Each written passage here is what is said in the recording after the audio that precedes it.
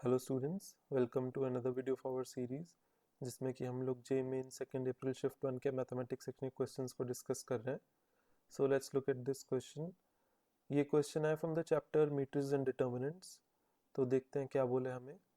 ठीक है, हमको दो स्टेटमेंट्स गिवन है और हमको बताना है कि उन दो में से कौन सी करेक्ट है, कोई एक करेक्ट है या दोनों करेक्ट है या दोनों रॉन्ग है। ठीक है, और मैट्रिसेस के बारे में क्या पता है हमें, दो 2x2 मैट्रिसेस गिवन है जिसमें कि एक एंट्री अननोन है और दो मैट्रिक्स इक्वेशन को सेटिस्फाई कर रहे हैं मैट्रिसेस।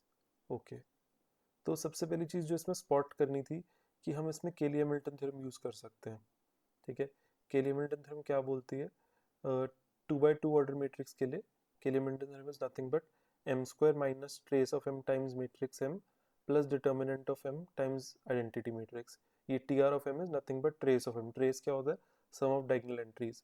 और डिटर्मिनेंट ऑफ एम तो हमें मालूम ही है, आइडेंटिटी। लेकिन ये कौन सा है, ये identity of the same order as the matrix M.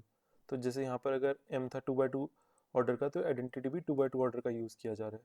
ठीक है, तो इसको यूज़ करते हैं दोनों मैट्रिक्स ए और बी के लिए। ए के लिए यूज़ करूँगा तो अल्फा इक्वल टू 3 आ जाएगा, एंड देन बी के लिए यूज़ करूँगा तो बीटा इक्वल टू 4 आ जाएगा, राइट। ठीक है, तो ए वाले में ना देखिए, जो इजी पड़ रहा है ना हम वो यूज़ कर सकते हैं। अप टू यू, मतलब आप जो भी यूज़ कर रहे हैं दैट्स कम्प्लीटली फाइन। ठीक है, ए मैट्रिक्स के लिए मुझे लगा कि ठीक है मैं ट्रेस वाला देख लेता हूँ। तो ट्रेस सीधा सीधा दिख रहा है कि भाई ट्रेस इज 4, तो 1 + अल्फा इक्वल टू 4, तो उससे अल्फा 3 आ जाएगा क्योंकि सम ऑफ डायगोनल एंट्रीज था। ठीक है, और बी वाले में ट्रेस यूज़ नहीं कर सकते थे हम लोग क्योंकि बी वाले में डायगोनल एंट्रीज में बीटा नहीं आ रहा था, तो इसलिए हम लोग ने यूज़ किया डिटर्मिनेंट वाली चीज़ को। ठीक है, तो उससे बीटा इक्वल टू 4 आ गया। चलिए, तो अब मुझे ए और बी मैट्रिसेस पता लग चुके हैं। अब जब ए और बी पता लग गए तो आई थिंक काम तो हो ही गया हमारा, राइट। तो पहले स्टेटमेंट 2 को चेक करते हैं। एडजॉइंट की प्रॉपर्टी क्या होती है 2x2 मैट्रिक्स के लिए, determinant of adjoint of M is same as determinant of M. तो क्योंकि मुझे determinant of adjoint of A plus B पूछा, that is same as determinant of A plus B, क्योंकि ए और बी दोनों 2x2 order के हैं, ए plus B भी 2x2 ऑर्डर का हो जाएगा। और 2x2 के लिए हमने प्रॉपर्टी देख ही ली ऊपर जो मैंने लिखी हुई येलो कलर में। ठीक है, वो यूज़ करके determinant of A plus B आ जाएगा -5। तो दैट मीन्स कि स्टेटमेंट S2 इज करेक्ट। ठीक है, अब चेक करना है स्टेटमेंट S1 को।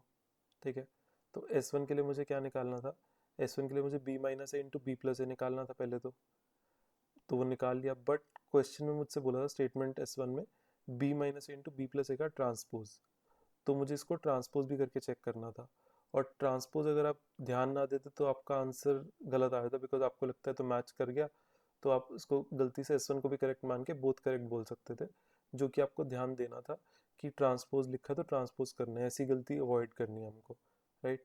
तो स्टेटमेंट S1 रॉन्ग आएगा। ठीक है, एंड इससे आंसर मिल गया अपने को, only statement S2 is correct. ठीक है, तो आई थिंक क्वेश्चन हो गया। सो सिंपल क्वेश्चन था, डिफिकल्ट नहीं था, बट थोड़ा सा ध्यान देने की चीज़ थी कि एक तो केली हैमिल्टन थ्योरम ध्यान होनी चाहिए थी इसको सॉल्व करने के लिए, एंड सेकेंडली गलती नहीं करनी थी, मतलब केयरलेस नहीं होना था। ऐसे क्वेश्चन फ्री के मार्क्स वाले होते हैं, so we just have to be careful enough, right. So that's it for this question. मिलते हैं अगली वीडियो में। Thank you for your time. Bye bye, take care.